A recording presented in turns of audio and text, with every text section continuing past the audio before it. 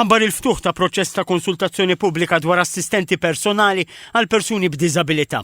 Bħalissa huma ftit aktar minn 550 persuna b'diżabilità li jagħmlu użu minn assistent personali, madankollu dan is-suq mhuwiex regolat u għalhekk huwa miftuħ għall-abbuż u nuqqas ta' standards. Il-liġi qed tipproponi li persuni b'diżabilità jkollhom mhux biss aċċess imma id-dritt tal-assistent personali. Fost oħrajn, il-liġi tipproponi li dawn iridu jkunu reġistrati u jrid ikun aċċertat li dawn qatt ma wettqu reat. Irid tkun aċċertat ukoll li l-assistent personali qatt ma jkun mexa ħażin ma' persuna b'diżabilità. F'każijiet fejn kien hemm atteġġament ħażin jew saħansitra abbuż, il-persuna titneħħa mill-lista ta' assistenti personali.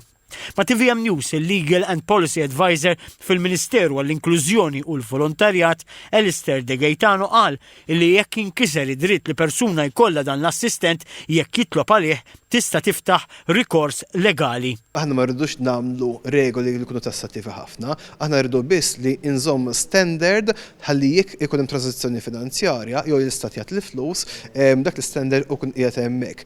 Hemm se nirregolaw, ġifieri naraw li jkun hemm code of conduct, li jkun hemm kondotta tajba, kif ukoll li jkun hemm it-taħriġ meħtieġ speċjalment jekk ikun hemm servizz speċjalizzat, pereżempju xi ħadd ikollu bżonnijiet mediċi speċifiċi. L-assistenti personali jistgħu jaħdmu ma' kumpanija kooperattiva jew intrapriża soċjali u fil-waqt li huma intitolati għal ħlas jistgħu jagħmlu dan ix-xogħol b'mod volontarju jekk il-persuna b'diżabilità tkun qarib jew ħabib tal-assistent. Il-Kummissjoni għad-Drittijiet ta' Persuni b'Diżabilità se jkollha l-irwol li tagħmel il-monitoraġġ fir-rigward tal-assistenti personali li jippermettila tibda investigazzjonijiet u tagħmel referenza wkoll lill-awtoritajiet regolatorji u lill-Pulizija.